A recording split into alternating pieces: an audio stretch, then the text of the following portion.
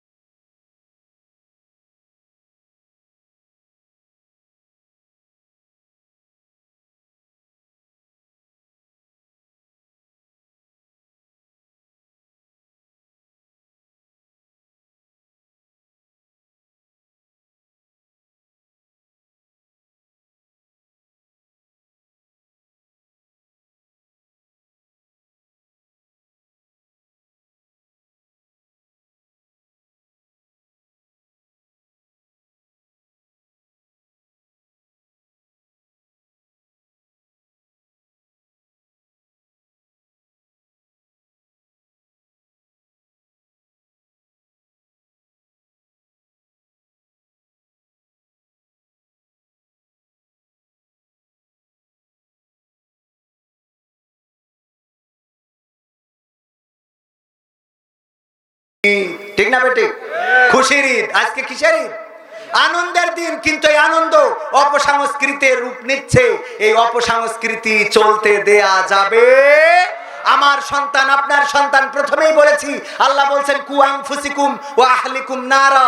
তোমরা নিজেরা বাঁচো, সন্তানদেরকে, তোমাদের আহালদেরকে, তোমাদের স্ত্রী পরিবার পরিজন, তোমাদের জ্ঞাতি গোষ্ঠীদেরকে আগুন থেকে বাঁচাও। সুতরাং আমাদের সন্তানদের হেফাজত করার দায়িত্ব কার? আমরা যদি সেই হেফাজত না করি তাহলে এই সন্তান আমার আপনার জাহান্নামের কারণ হয়ে যাবে। এটা কি আপনারা চান? এই মাঠে আমার আব্বা ওয়াজ করেছেন, একজন ভাই বললেন এই মাঠে আমার আব্বা ওয়াজ করেছেন, মারা গিয়েছেন আজ থেকে 22 বছর আগে। ওই যে তেল পাম্পের সামনে আমার শ্রদ্ধাভাজন ব্যক্তিত্ব, নাম কি মুহতারামে? ইমাম হুসাইন সাহেব, উনার হাতের উপরে আমার আব্বা ইন্তেকাল করেছেন। উনি বলছেন যে উনার হাতের উপরে আমার আব্বা ইন্তেকাল করেছেন। উনি স্টেজে বসা, উনি আমাকে বললেন এই মানুষটার হাতের উপরে আমার আব্বা ইন্তেকাল করেছে, আজ 22 বছর হয়ে গেল। আমি আজকে ওয়াজ করতে এসেছি, এই ভালোর পথে যদি না থাকতাম এখানে আসতে পারতাম না। আর এই যে ভালোর পথে আসি বলে আমার আব্বা বেনিফিট পাচ্ছে না? পাচ্ছেন?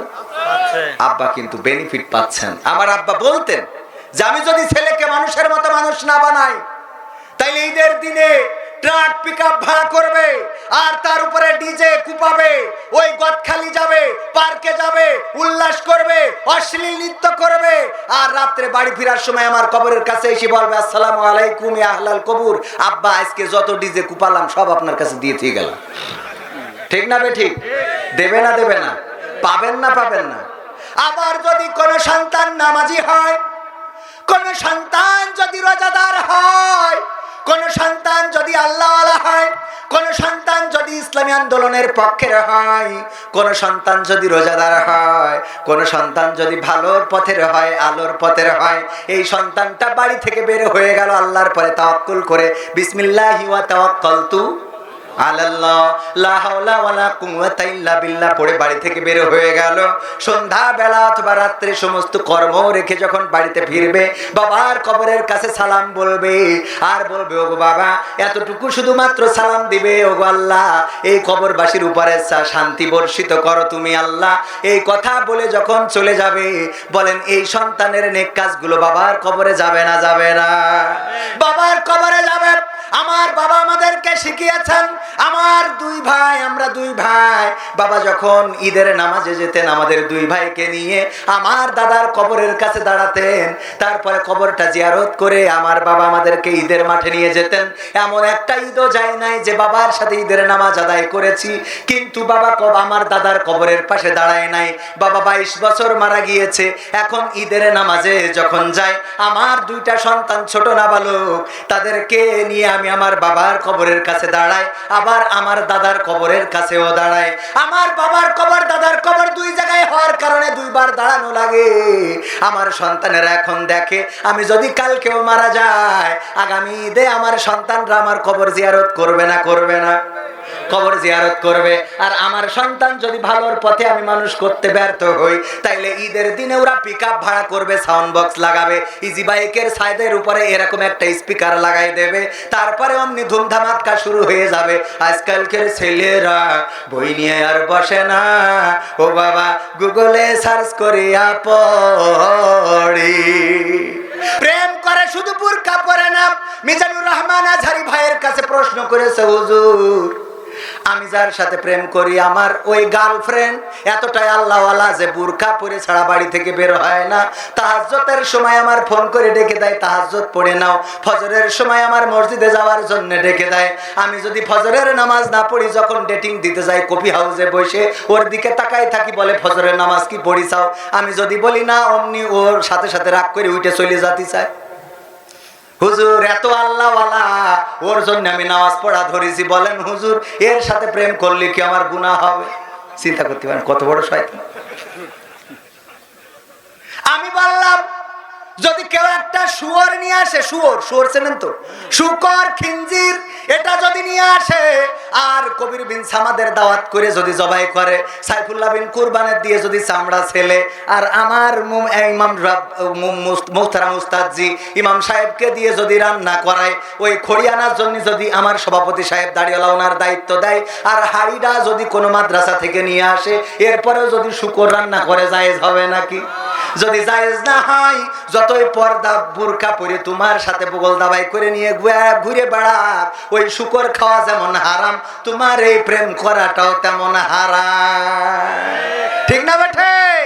পর্দা করে টিকটক করে, পর্দা করে প্রেম করে, বাড়ি থেকে বুরকা পরে বের হয়, মা বলে আমার মেয়ের মতো মেয়ে হয় না। ওরে বাবা কোচিং করে, এতটাই কোচিং করে, শুক্রবারের দিন তা ওর কোচিং বন্ধ নেই, ঈদের আগের দিন স্কুল বন্ধ, ওর বন্ধ নেই, ঈদের পরের দিন বন্ধ, তাও বন্ধ নেই। ও পাড়ায় যেয়ে জিজ্ঞেস করে তোর মেয়ে কি কোচিং যায়? কয় এখন বন্ধ না। কয় তোর মেয়ে আসলে ফাঁকি তো আর জম হয়ে দাঁড়াইছে, ও ফাঁকি দে ভাই, আমার মেয়ে কোচিং কমাই করে না, প্রতিদিন খোলা। ওরে বাবা ও যে কোচিং করে না কালীগঞ্জে, কি করি বেড়াচ্ছে আল্লাহ মাফ করুন। ঠিক না বেঠে? হঠাৎ করে 3 দিন ধরে খবর নেই, আল্লাহর বান্দার পাওয়া যাচ্ছে না, যাই বলে বাবু মেয়ে 3 দিন ধরে বাড়ি আসেনি, সেই ঈদের দিন কোচিং করতে গেলে আর আসেনি। কয় দেখো কোনে কোচিং করি বেড়াচ্ছে। ঠিক না বেঠে? ওর মেয়ে কোচিং করে গর্ব করে বলে আসলে কোচিং করে কিনা সব বন্ধ। তোমার মেয়ের কোচিং কেন বন্ধ হয় না, খোঁজ নেওয়ার দরকার আছে না নাই? আমার অনেকে আছে সব জানে কিন্তু এই কথাটা প্রকাশ করে না। ও নিজেই পাঠাই দেয় কবির বিন সামাদের সাথে, কথার কথা বিল্লাল ভাইয়ের সাথে, তুই যা যা যা যা, তোর আব্বার আমি বুঝাবানে। ওই পাঠাই দিয়ে বিল্লাল ভাইয়ের সাথে এইবার কান্দে, ও আল্লাহ আমার কি ক্ষতি হলো, কি হয়েছে আমার মেয়ে এত বড় মুখে চুলকালি দিলে রে। ও বলো পাঠাই দিস কিনা, ভাইজান চলে যাবে। ও ভাইজান চলে যাবে, তাহলে ভাইজানকে একটু সময় দিই আমরা। একটু এসেছেন উপজেলায় নির্বাচনে কোনো চিন্তা ভাবনা আছে কিনা পদপ্রার্থী?